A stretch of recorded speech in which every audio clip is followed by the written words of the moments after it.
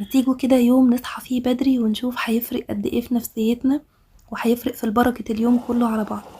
اول حاجة لما بتصحي بدري بيكون عندك وقت كافي جدا انك تفطري بمزاج ومن غير صربعة ومن غير ما تحسي انك بتجري ورا نفسك. بعد ما فطرت كده بروقان اخدت كمان البزلة وقعدت في أوضة المعيشة، وقعدت كمان جنب يحيى وهو قاعد يرسم وانا قعدت فاصص البزلة، وكنت حاسة ان انا يعني اعصابي هادية كده ومش بجري ورا بعض دي علشان اخلص الحاجة.